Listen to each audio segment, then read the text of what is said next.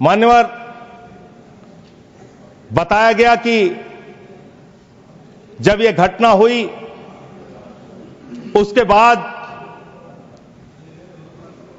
देश के गृह मंत्री वहां जाते हैं।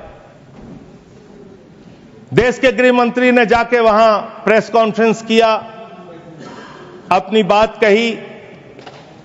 उसके बाद प्रधानमंत्री को इसकी सूचना मिलती है। प्रधानमंत्री जी अपना कार्यक्रम छोड़ के भाग के आते हैं सऊदी अरबिया से। पूरा देश इंतजार कर रहा था कि प्रधानमंत्री जी आ रहे हैं। प्रधानमंत्री जी निश्चित पहलगाम जाएंगे। प्रधानमंत्री जी पहलगाम नहीं गए मान्यवर। प्रधानमंत्री जी 24 अप्रैल को बिहार में चुनाव प्रचार गए। प्रधानमंत्री जी 1 मई को महाराष्ट्र, केरला और आंध्र प्रदेश में उद्घाटन करने के लिए गए। प्रधानमंत्री जी फिल्मी सितारों को संबोधित करने गए। फिल्मी सितारों को संबोधित करने गए, लेकिन जो लोग पहलगाम में मारे गए थे उनकी पीड़ा, उनका हाल, उनका दुख, उनकी तकलीफ जानने के लिए नहीं गए। मान्यवर, यहां कहा गया सेना के शौर्य को, बहादुरी को नमन कीजिए। हम करेंगे, बार बार करेंगे, लेकिन आपने सेना के लिए क्या किया? जया बच्चन जी कह रही क्या हैं, यह देश जानना नहीं चाहता? जया बच्चन जी कह रही हैं कि आप गलत बोल रहे हो। कौन कह रहा है? जया बच्चन जी। आपने उतनी दूर से नहीं सुना होगा मान्यवर, आपने सुना नहीं होगा। आप सुन लीजिए मान्यवर, आप सुन लीजिए, कृपया सुन लीजिए मान्यवर। तो फिल्मी सितारे जो आपने कहा ना, वो जिस तरह से आपने कहा कुछ डेरोगेटरी लगा, यही मेरा ऑब्जेक्शन। मान्यवर, नहीं, मैं ये नहीं कह रहा हूं कि फिल्मी सितारों को आपने संबोधित किया या किसी आप कार्यक्रम में गए, लेकिन आपकी पहली प्राथमिकता भारत के प्रधानमंत्री के तौर पे क्या थी? सवाल यह है कि पहली प्राथमिकता आपकी क्या थी? पहली प्राथमिकता थी देश में आते, बिहार का चुनाव छोड़ते, पहले आप पहलगाम जाते। पहले आप उस घटना स्थल पे जाते। हमारा सवाल यह है, अभी त्रुचि शिवाजी बहुत दुखी थे, कह रहे थे प्रधानमंत्री कहां हैं, सदन में क्यों नहीं आए, प्रधानमंत्री कहां हैं, प्रधानमंत्री कहां हैं? अरे शिवाजी वो अवतार है, इंसान नहीं है।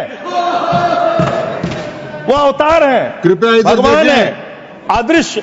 इधर देखें, अदृश्य नहीं, कल तमिलनाडु में ही थे अभी सर, नॉन बायोलॉजिकल सर ये बड़े परेशान है कि प्रधानमंत्री जी सदन में नहीं आए। प्रधानमंत्री जी अवतार हैं, वो अदृश्य रह के भी कहीं मौजूद हो सकते हैं। उनको आना नहीं होता शारीरिक रूप से, वो प्रकट हो जाते हैं, प्रकट हो जाते हैं। नॉन बायोलॉजिकल है सर वो, तो इसलिए प्रधानमंत्री कभी नहीं आते ऐसे मसलों पे। 18 घंटे काम करते हैं प्रधानमंत्री, लेकिन इतने गंभीर विषय पे दोनों सदनों के अंदर चर्चा हो रही है। 18 घंटे काम करने वाला प्रधानमंत्री 2 घंटे भी दोनों सदनों में क्यों नहीं है? यह सवाल हम लोग पूछना चाहते हैं। मान्यवर, 22 अप्रैल को पहलगाम में आतंकवादी हमला हुआ। इसमें 26 लोग मारे गए, 25 भारतीय और 1 नेपाली नागरिक। हमने उसी वक्त मैं श्रीनगर जाने के लिए निकल गया। रात को ही सुरक्षा बलों की मीटिंग कर ये भाग न पाए इसकी व्यवस्था की। माननीय मोदी जी ने 23 और 30 अप्रैल को सीसीएस की मीटिंग चेयर की। ये कह रहे हैं, मैं आज बताना चाहता हूं कि सीसीएस की 23 अप्रैल की मीटिंग में क्या हुआ। सबसे पहला कांग्रेस पार्टी का ब्लंडर था सिंधु जल संधि, इसको स्थगित करने का काम नरेंद्र मोदी जी ने किया। हमने अटारी के माध्यम से एकीकृत जांच चौकी जो चलती थी उसको बंद कर दिया। पाकिस्तानी नागरिकों के सार्क वीजा को सस्पेंड कर सभी को वापस पाकिस्तान भेजने का काम किया।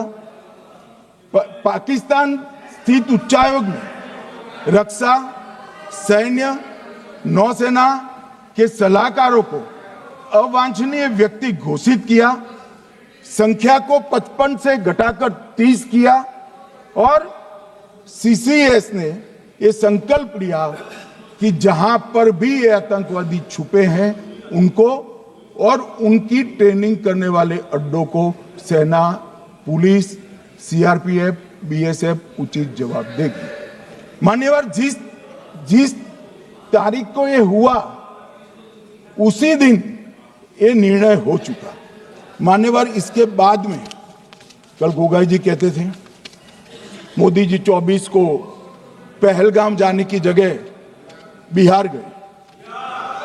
सुनो यार, मान्यवर, मोदी जी जब ये पहलगाम घटना हुई यहां नहीं थे, विदेश में थे। आने के बाद तुरंत सीसीएस बैठक की और मोदी जी जिस दिन बिहार गए उस दिन पहलगाम में कुछ नहीं, कोई नहीं था, सिर्फ राहुल गांधी थे। सारे लोग चले गए थे, सारे लोग वहां से अपने अपने ठिकाने पर चले गए थे, मगर इन्होंने एक बात कही उस पर मेरी आपत्ति है। मान्यवर, उन्होंने कहा 24 अप्रैल को चुनावी भाषण किया।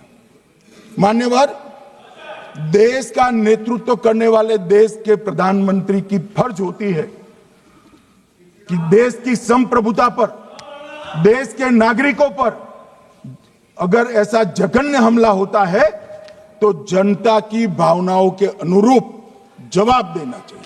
मान्यवर, मैं आज आपकी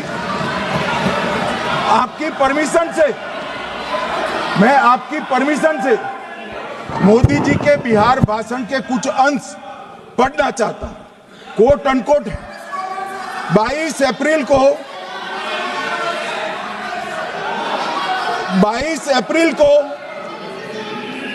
पहलगाम का यह हमला केवल निहत्थे पर्यटकों पर नहीं बल्कि पूरे भारत की आत्मा पर एक दुस्साहसपूर्ण प्रहार है। आतंकवाद के प्रति दृढ़ और कड़ा रुख, आतंकियों और इसके हमले की साजिश रखने वालों की कल्पना से भी बढ़कर उनको सजा दी जाए। मान्यवर, महत्वपूर्ण है आतंकियों और इसकी साजिश रचने वाले दोनों को। आतंकियों की बची खुची जमीन भी मिट्टी में मिलाने का समय आ गया है। 140 करोड़ भारतीय इस बात के लिए एकजुट है कि आतंक के आकाओं की कमर तोड़ दी जाएगी। भारत हरेक आतंकवादी और उनके समर्थकों की पहचान करेगा, उनका पता लगाएगा और उन्हें दंडित करेगा। आतंकवाद कभी भी भारत की आत्मा नहीं तोड़ पाएगा। न्याय सुनिश्चित करने का मैं हर संभव प्रयास करूंगा। अनकोट। अब इसमें किसी को चुनावी भाषण दिखाई पड़ता है तो उसकी समझ शक्ति पर बहुत सारे सवालिया निशान लग जाते हैं। ये चुनावी भाषण नहीं है, आतंकवाद के खिलाफ लड़ने का 140 करोड़ भारतीयों का प्रतिघोष है जो मोदी जी ने वहां दिया।